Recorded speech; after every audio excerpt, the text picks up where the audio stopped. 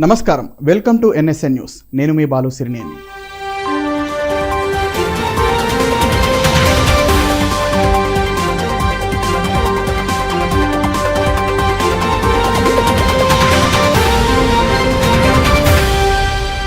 దుబ్బాక నియోజకవర్గంలో 80వ స్వాతంత్ర దినోత్సవ వేడుకలు అత్యంత వైభవంగా జరిగాయి.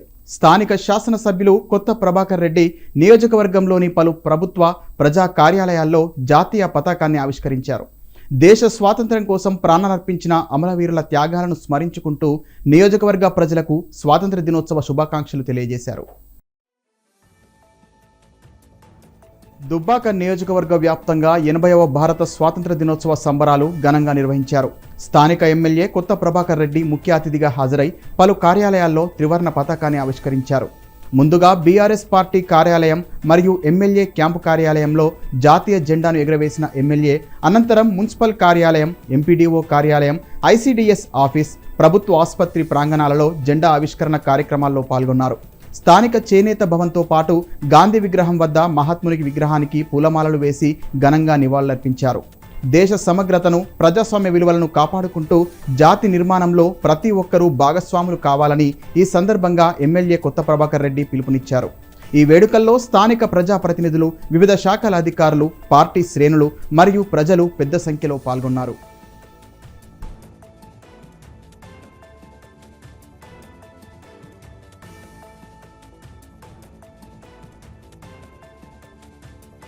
ఈరోజు మరి స్వతంత్రం వచ్చి 80 సంవత్సరాలు అడుగుపెడుతున్న సందర్భంగా మరి మా సిద్దిపేట జిల్లా మరి మా పార్టీ కార్యకర్తలకు, మా ముఖ్య నాయకులకు మరి అందరికీ పేరు పేరున కృతజ్ఞతలు, ధన్యవాదాలు, శుభాకాంక్షలు.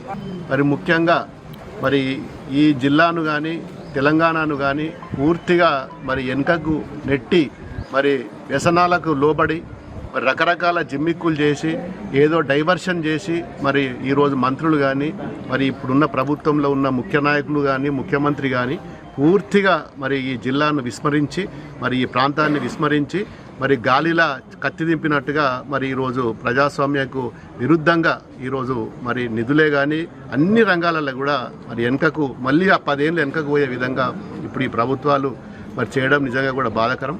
స్వతంత్ర దినోత్సవం వచ్చిందంటే ఈ సంవత్సరం ఏం అభివృద్ధి చేసుకున్నాం, మళ్ళీ ఏం చేసుకోవాలి అనే దిశలో మరి ఈరోజు ప్రతి ఒక్కరు కూడా ఆలోచిస్తారు. మరి ఇప్పుడు పూర్తిగా నయా పైసా కూడా ఇచ్చే పరిస్థితిలో ఈ ప్రభుత్వాలు లేవు. ఏ గ్రామం పైన మౌలిక వసతుల గురించి మరి ప్రతి ఒక్కరు కూడా ఆశపడతారు. మరి మా విద్యార్థులకు ఏం జరుగుతుంది, మా యువతకు ఏమొస్తుంది, మా గ్రామాల రోడ్లు ఏమవుతున్నాయి, మా రైతులకు మరి పంట పొలాలకు నీళ్ళు ఏ విధంగా వస్తున్నాయి, వచ్చేది మరి మా ఎరువులు ఏ విధంగా వస్తున్నాయి, ఇవన్నీ కూడా చేయాల్సిన బాధ్యత ఏ ప్రభుత్వం ఉన్నా ఈ మౌలిక వసతులు చేయాల్సిన బాధ్యత ఆ ప్రభుత్వానికి. మరి ఇవన్నీ విస్మరించి ఈరోజు మరి పిచ్చి పిచ్చిగా మాట్లాడి మరి డైవర్షన్ రాజకీయాలు చేసి మరి ఏదేదో మరి వాళ్ళు బురద జల్లే విధంగా ఒక ఇష్యూ వచ్చిందంటే ఆ ఇష్యూను పక్కకు తప్పే విధంగా ఈరోజు మరి మాట్లాడి ముఖ్యంగా మొన్నటికి మొన్న కూడా మరి హరీష్ రావు గారి మీద కూడా ఏదో పిచ్చి కూతలు కూసింది.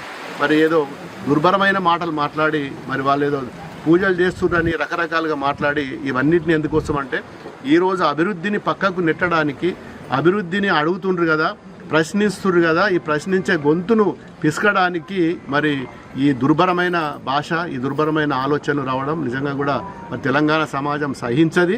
ఈరోజు స్వతంత్ర దినోత్సవం సందర్భంగా నేను కూడా మా సిద్దిపేట జిల్లా తరఫున మరి ప్రభుత్వాన్ని హెచ్చరిస్తున్నా. మీకు ప్రజలు 5 సంవత్సరాలు కట్టగట్టినరు, ఇప్పుడు అంటానికి ప్రభుత్వాన్ని నడపాలని చెప్పి మరి మీకు అధికారం చేతులు పెట్టినప్పుడు ఒక గౌరవంగా ఈ ప్రాంతాన్ని అభివృద్ధి చేయకున్నా సరే కానీ పిచ్చి కూతలు బంద్ చేసి కనీసం ఒక మంచి ఆలోచనతోటి ప్రజలు ఏ విధమైన కోరుకుంటారో ఆ ఆలోచన ముందుకు పోవాలి తప్ప ఇవన్నీ బంద్ చేసి ప్రజల గురించి ఆలోచించవలసిందిగా నేను కోరుకుంటున్నా. ముఖ్యంగా మరి కేసీఆర్ హయాంలో కట్టిన ప్రాజెక్టులకు మరి చాలా ప్రాంతాలలో ఇంకా కాలువలు కాలేదు. ఆ కాలువల మీద దృష్టి పెట్టుండి, రోడ్ల మీద దృష్టి పెట్టుండి, రైతుల మీద దృష్టి పెట్టుండి, అభివృద్ధి మీద దృష్టి పెట్టుండి తప్ప ఈ పిచ్చి కూతలు మానాలని చెప్పి ఈ స్వతంత్ర దినోత్సవం సందర్భంగా వాళ్ళని హెచ్చరిస్తుంది.